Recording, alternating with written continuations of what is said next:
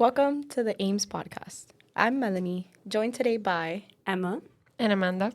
And together we're exploring a speech that changed the world. Today's episode is about one woman who turned silence into strength. In 1992, at the Republican National Convention, Mary Fisher stepped onto the stage not as a politician, but as a mother and a woman living with HIV. Her speech, A Whisper of AIDS, became one of the most memorable and moving addresses in modern American history. what made her speech so powerful wasn't volume, it was vulnerability. Fisher's calm, composed tone changed prejudice, broke stigma, and urged her audience and the entire nation to face a truth that many wanted to ignore. In this episode, we'll unpack how Fisher's words reflected courage, empathy, and moral responsibility.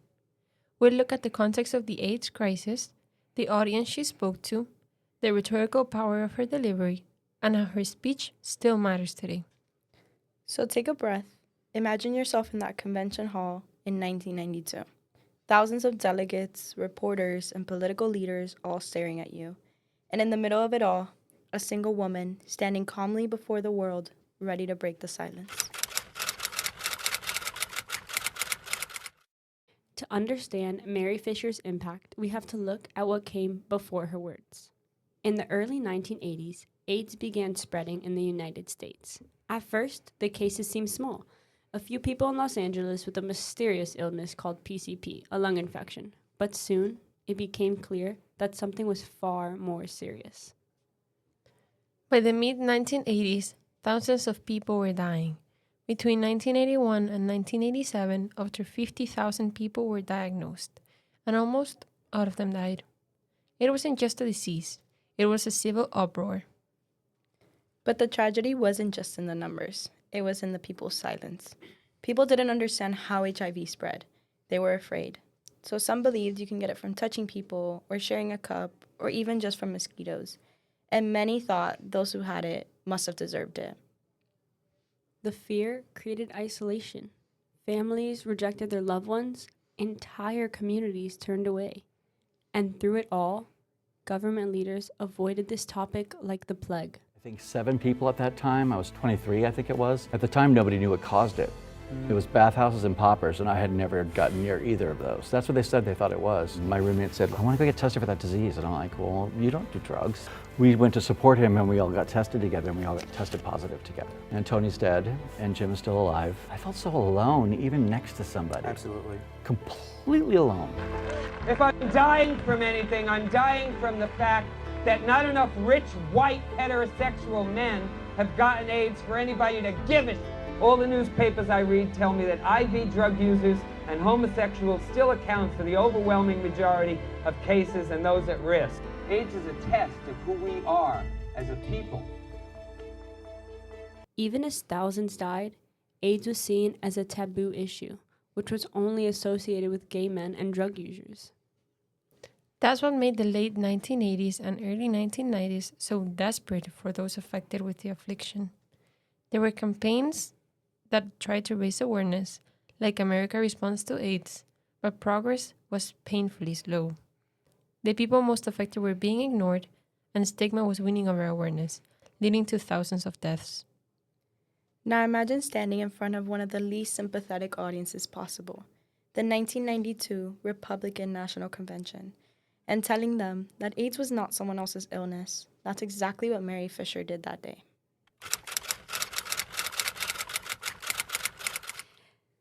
The political atmosphere of 1992 was tense. The Republican Party was trying to project strength and unity during the re-election campaign of President George H.W. Bush.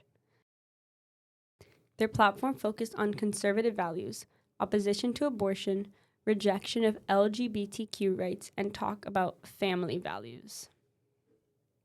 David Friend of Vanity Fair described the convention as a cast of 45,000 people, trying to steer attention away from Bill Clinton and Al Gore, 2 younger, more progressive candidates. In other words, it was not a safe space for discussion about empathy or disease, especially AIDS. But Mary Fisher, a Republican herself and the daughter of a prominent party fundraiser, used that very stage to hold her own party accountable. In the context of an election year, I ask you here in this great hall, or listening in the quiet of your home, to recognize that AIDS virus is not a political creature. It does not care whether you are Democrat or Republican. It does not ask whether you are black or white, male or female, gay or straight, young or old. She wasn't an outsider trying to yell at them from afar. She was one of them, and she asked them to listen. In her opening words, Fisher said softly, "I have come tonight to bring our silence to an end." That silence was like a mirror, reflecting the truth that silence itself was deadly. The people in that audience might have felt immune, not only to the virus, but to compassion and empathy. Yet Fisher forced them to look beyond politics, beyond prejudice, and into their own humanity. She forced them to pay attention to those they turned their back on, that part of society they had decided to ignore for decades and still did to this day.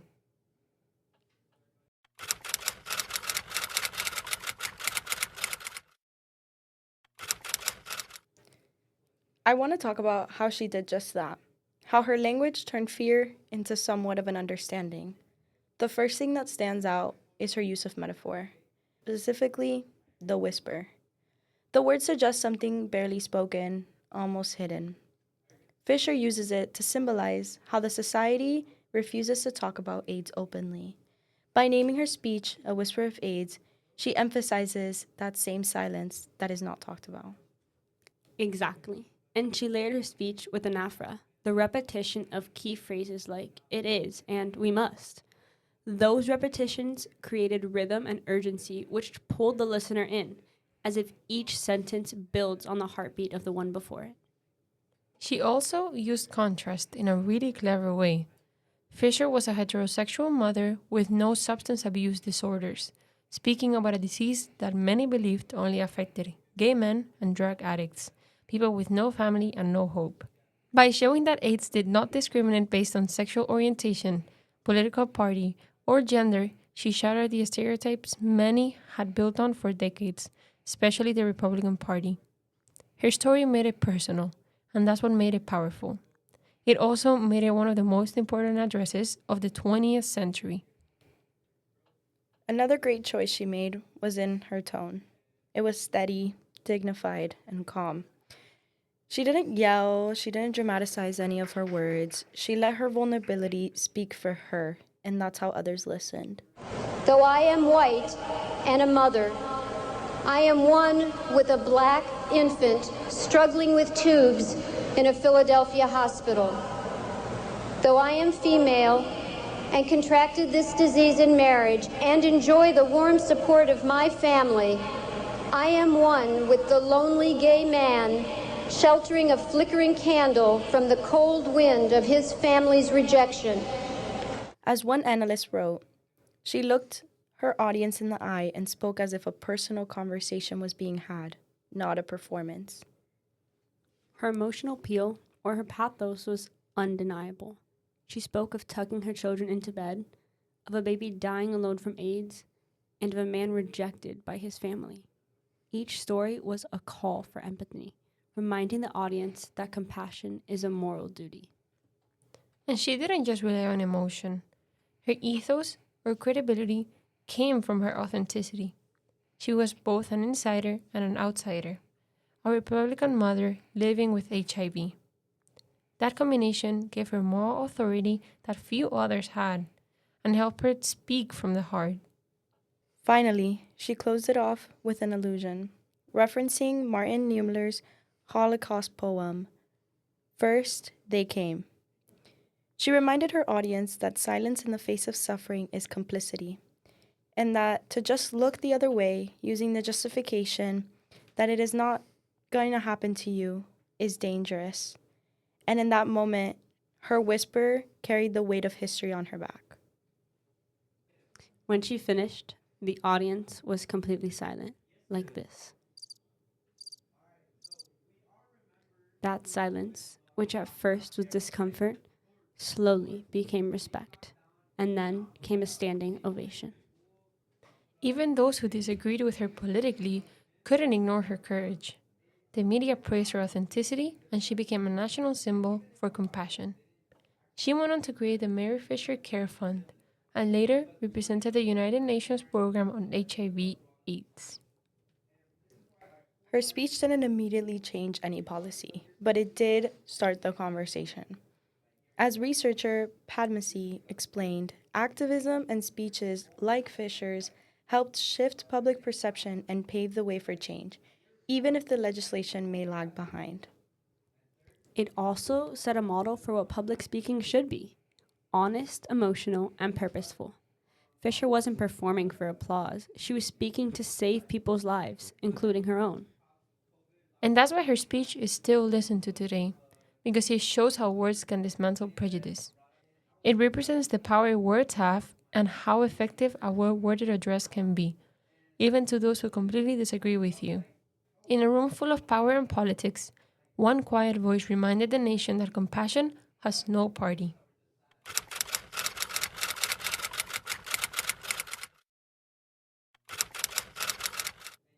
Mary Fisher's words didn't end in 1992. They echoed into the future. Even today, more than 3 decades later, her message about empathy and truth feels just as urgent. The world may have advanced significantly. We have treatments, education, and open dialogue about HIV, but the lessons behind her whisper still matter. Because her speech wasn't only about AIDS, it was about how we treat people who are different from us and who may be suffering from things that we don't even know about. It was about confronting our fear with understanding and our judgment with compassion. In a sense, a whisper of AIDS was also a whisper of humanity. Exactly. Fisher showed that vulnerability is not our weakness, it's courage. She revealed her HIV status. She risked her reputation in front of the entire party, her safety and her privacy, something that she was scared to tell other people. But she did it because she believed silence was more dangerous than the stigma that she might get. That idea that speaking truth can save lives continues to inspire modern movements today and is still applied to a lot of protests and a lot of things happening now. Think about it. In the COVID-19 pandemic, misinformation spread just like fear did in the 1980s. And just like Fisher's doctors, nurses, and community leaders had to use communication, empathy, and education to fight ignorance. Her blueprint for advocacy, calm, truthful, compassionate speech, is timeless. Even beyond healthcare, her legacy lives in how we talk about mental health, discrimination, and equality. Every time someone shares their story to raise awareness, they're continuing what Mary Fisher started, using a voice as a form of healing and breaking silence. And that's the beauty of her whisper. It wasn't just about the volume of her voice or who she projected it to. It was about persistence. Her words kept reminding us and that audience back then that one person's honesty and courage can ripple through generations.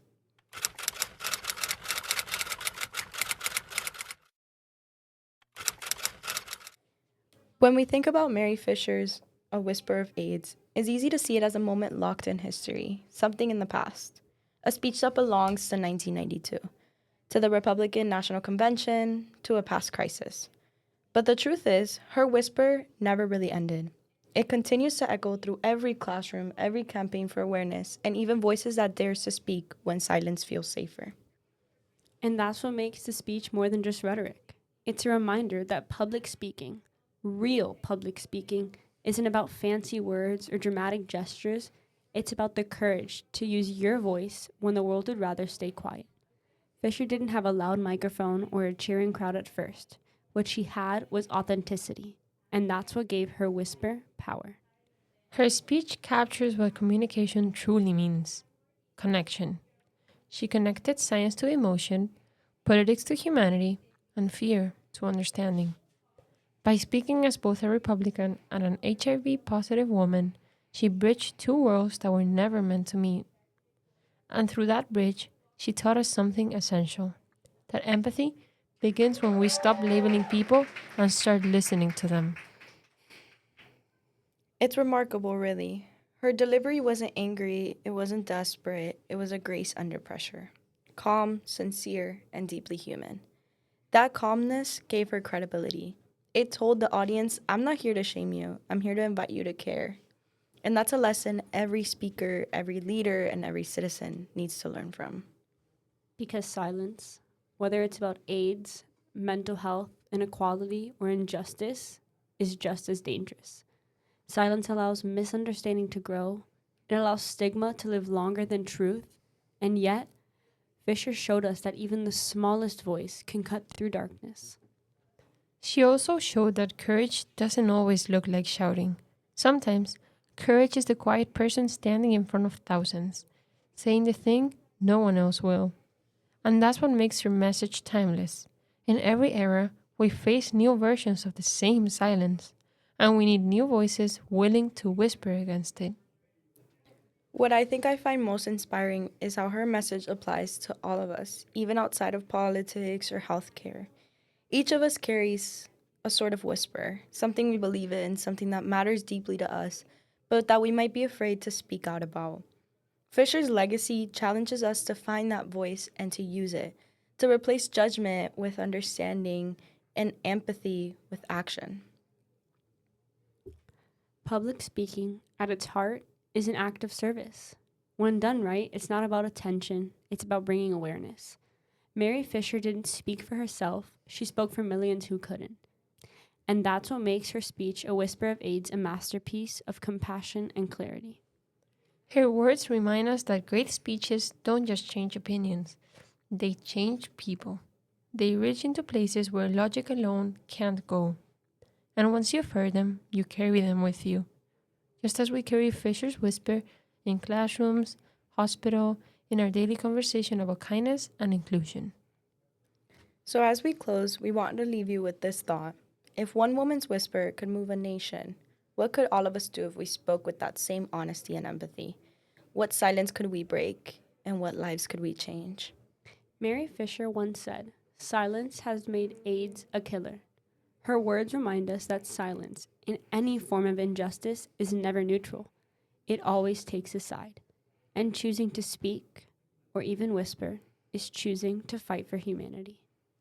So may we all find our whispers. May we speak them bravely, and may we never underestimate the power of a voice, especially one that begins softly but carries the truth. Thank you for joining us on our AIMS podcast. We hope Mary Fisher's courage reminded you that words, no matter how small or quiet, can start revolutions of compassion.